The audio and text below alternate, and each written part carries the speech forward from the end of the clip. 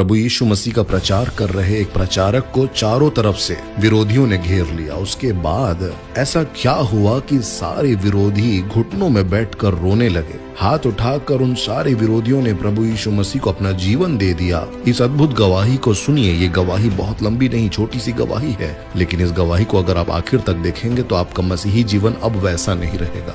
हर एक डर आज पवित्र आत्मा आपके अंदर से उखाड़ कर फेंकने वाला है। आज यीशु के नाम से आमीन बोलते हुए इस गवाही को पूरा सुनिए। ये घटना आज से लगभग 20 वर्ष पहले की है, 20 से 30 वर्ष पहले की है, जब प्रभु यीशु मसीह के नाम का प्रचार कर रहा था परमेश्वर का एक सामर्थी दास जिनका नाम A.M. सैमुअल था। और जब वो नई दिल्ली के करोल बाग के इलाके में एक मीटिंग कर रहे थे और बहुत से मसीही लोग उस मीटिंग में, उस ओपन मीटिंग में शामिल हो रहे थे। क्योंकि यह मीटिंग 3 से 4 दिनों की थी। शुरुआत में भीड़ कम थी, लेकिन अचानक से भीड़ बढ़ने लगी और कुछ असाधारण एक्टिविटीज आसपास बढ़ने लगी। अर्थात विरोधियों की नजर इस मीटिंग पर और परमेश्वर के उस दास पर गड़ गई थी और शैतान ने यह ठान लिया था कि कुछ मनुष्यों के द्वारा, कुछ विरोधियों के द्वारा परमेश्वर के इस कार्य को रोकेगा। प्रभु के दास A.M. सैमुअल को महसूस हो गया था तीसरे दिन ही प्रचार करते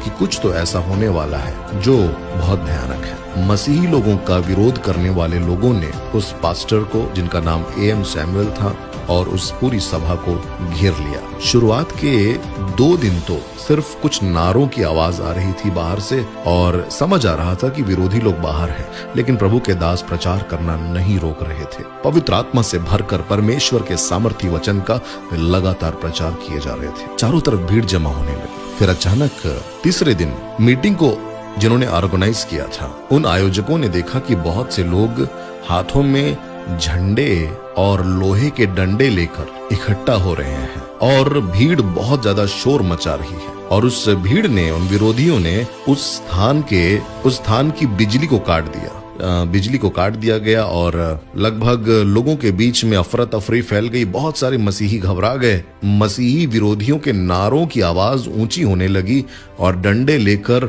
सैकड़ों लोग प्रभु के लोगों को मारने के लिए आ पहुंचे। वे झूठे आरोप लगा रहे थे। बहुत सारे मसीही लोग वहां से भाग गए क्योंकि वो ओपन ग्राउंड मीटिंग थी। बहुत सारे लोग चले गए और उसके बाद बहुत सारे लोग जब वहां से चले गए, क्योंकि प्रभु के दास A.M. सैमुअल जब प्रचार कर रहे थे तो उनको हिंदी अच्छे से नहीं आती थी, इस कारण वो इंग्लिश में बोल रहे थे और उनका तर्जुमा करने के लिए, अनुवाद करने के लिए एक और व्यक्ति था वहां पर। वह अनुवादक भी डर के मारे भाग गया। उस मीटिंग के आयोजक भी वहां से चले गए। बहुत सारे लोग वहां से चले गए।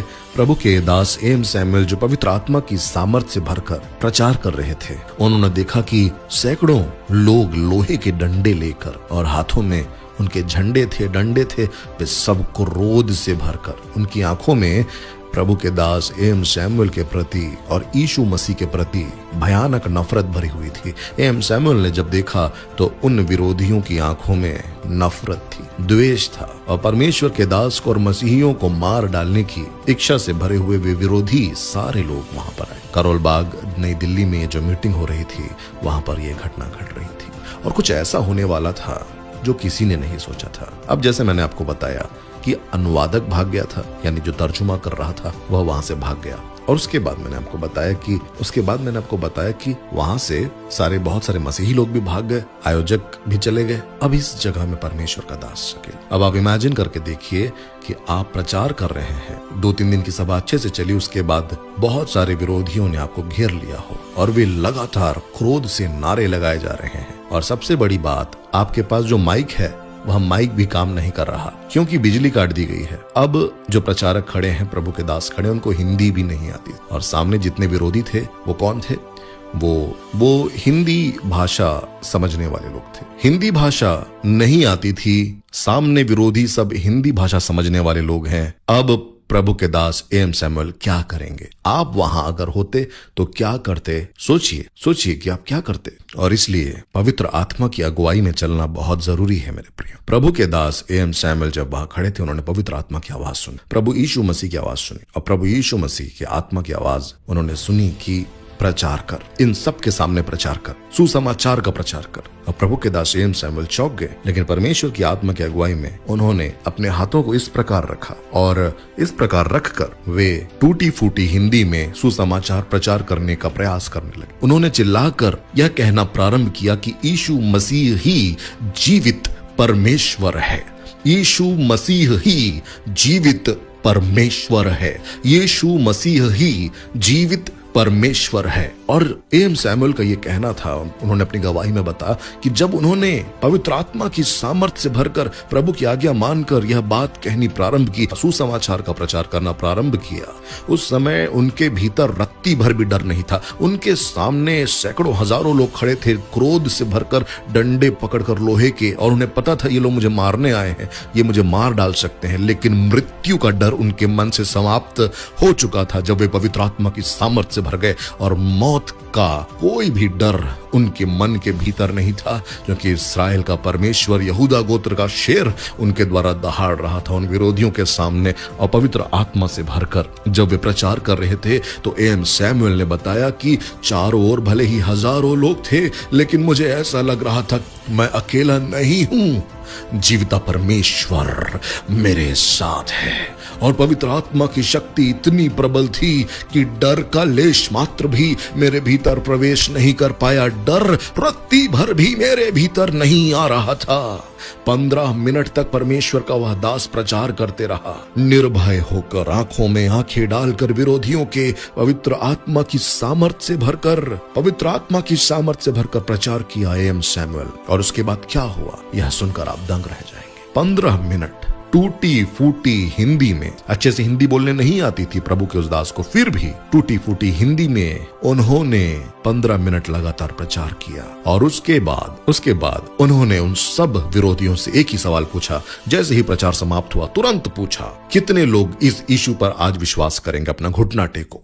कितने लोग यीशु पर आज विश्वास करेंगे, इस यीशु मसीह पर जिसके बारे में मैंने तुम्हें बताया? कितने लोग विश्वास करेंगे और घुटने टेकेंगे? मेरे प्रियो, वहां पे 70 से ज्यादा लोगों ने, सैकड़ों लोग खड़े थे, 70 से ज्यादा विरोधियों ने वहां पर घुटने टेके। प्रभु के दास एम सैमुअल के जीवन में यह घटना घटी। वे घुटने, वो सारे विरोधी जो लोहे के डंडे लेकर खड़े हुए थे, वे सारे लोग घुटनों में बैठकर रोने लगे। घुटनों में बैठकर उन्होंने अपना जीवन प्रभु यीशु मसीह को दे दिया। ये सब दृश्य देखकर बाकी सारे विरोधी डर गए और वहां से भाग गए। और फिर परमेश्वर के दास एम सैमुअल ने वहां जो कुछ मसीही उपस्थित थे उनसे कहा कि इन 70 लोगों से मुलाकात करो और इनके लिए एक अगली सभा आयोजित की जाए, जिसमें इनको प्रभु यीशु मसीह के बारे में गहराई से बताया जाए। उसके बाद आगे चलकर उनमें से कई लोग प्रभु के सेवा में आए और पास्टर बनकर परमेश्वर की सेवा करने लगे। प्रभु के नाम को महिमा।